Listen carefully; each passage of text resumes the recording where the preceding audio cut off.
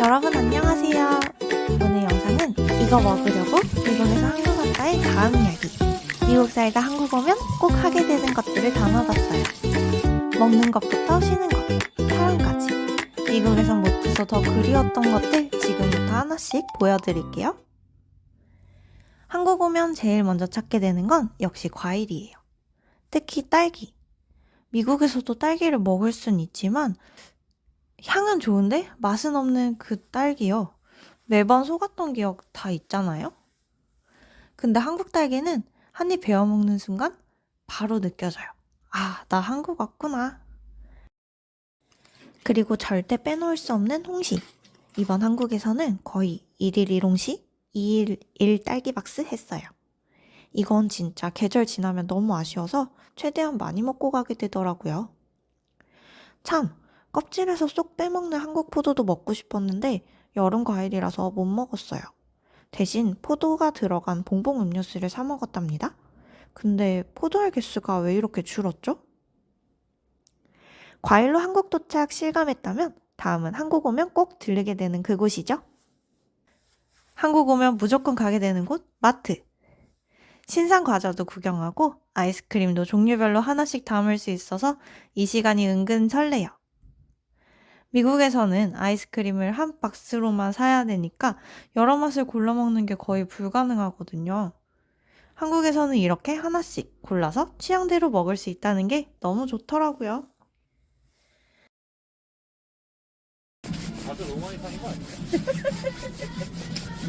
몰라. 사다놓고 이제 안 먹고 가. 난 과자 살 때가 제일 행복해. 나도 그래.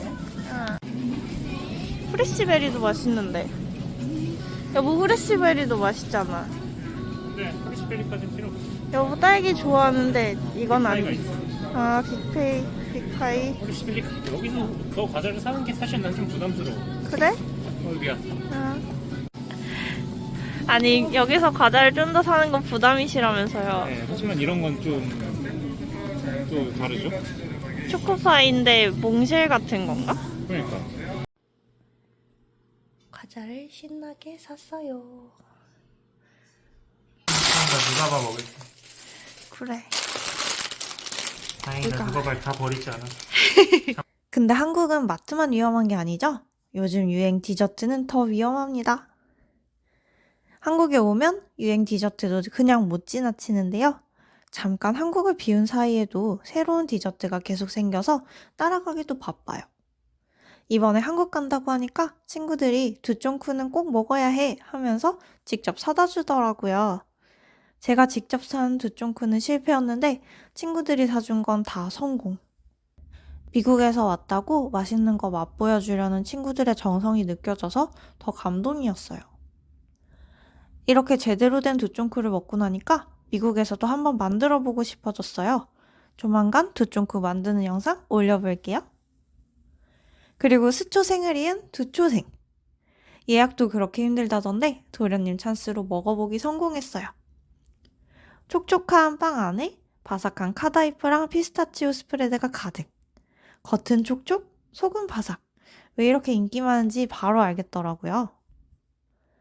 디저트로 배채웠다면 이번엔 제대로 된 한 끼 갑니다. 이번 한국 방문에서 꼭 가보고 싶었던 곳 중 하나는 흑백요리사 셰프의 식당들이었어요. 그 중에서도 의외로 가까이 있었던 여경래 셰프님의 블루샹하이. 점심 코스라 사실 큰 기대는 안 했는데 냉채 새우에 올라간 소스부터 바로 생각이 바뀌었어요. 유산슬은 재료 본연의 맛이 살아있고 양도 푸짐했고 칠리 새우는 젓가락으로 잡기 힘들 정도로 통통하고 묵직해서 깜짝 놀랐어요. 그리고 탕수육. 그 식감. 탕수육 러버인 저도 처음 보는 두툼함. 왜 시그니처 메뉴인지 알겠더라고요. 이렇게 한 군데를 제대로 경험하고 나니까 다른 흑백요리사 셰프 식당들도 괜히 더 가보고 싶어졌어요. 이렇게 잘 먹고 나면 이제 진짜 필요한 건 힐링이죠? 먹는 것만큼 중요한 게 몸을 쉬게 해주는 시간이잖아요. 공간에 들어서는 순간부터 마음이 먼저 풀리는 곳이었어요. 미국에서는 가격이랑 팁 생각하면 쉽게 받기 힘든 마사지나 헤드스파. 그래서 한국에서 한번 받으면 다시 미국 돌아가기 싫어질 것 같더라고요. 다음에 한국 올 땐 들어오기 전부터 미리 예약해서 많이 받으려고요. 몸이 좀 풀렸다면 이번엔 마음이 채워졌던 순간이에요. 이번 한국 방문에서 꼭 하고 싶었던 일이 하나 있었는데요. 미국에서 계속 미뤄왔던 머리 정리, 그리고 소아암 환자들을 위한 가발 기부. 좀 더 길고 풍성한 가발을 만들 수 있도록 하려다 보니 생각보다 많이 잘라야 했는데 짧아진 머리만큼 마음은 오히려 더 채워진 느낌이었어요. 거창하진 않지만 한국에 와서 할 수 있어서 더 의미 있게 느껴졌던 순간이었어요. 참, 면세점도 빼놓을 수 없죠? 장거리 비행에서 진짜 유용했던 다리 마사지기. 15시간 비행 예전엔 문제 없었는데 임신하고 나니 제 몸이 아니게 되더라고요.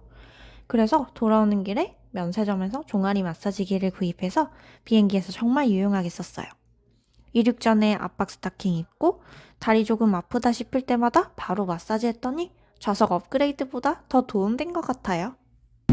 마침 가운데 사람이 다른 자리로 가는 바람에 이렇게 다리를 뻗고 편하게 가고 있습니다. 마사지까지 받으니 정말 좋네요. 그리고 마지막으로 이걸 빼면 한국 온 게 아니죠? 빠질 수 없는 시간, 친구들 만나서 웃고 떠드는 시간들. 특별한 걸 하지 않아도 같은 언어로 같은 추억을 이야기할 수 있다는 게 괜히 더 소중하게 느껴졌어요. 사실 이 장면들을 편집하려다 보니까 친구들이 너무 보고 싶어져서 조금 시간이 지난 뒤에 제대로 정리해서 따로 올릴게요.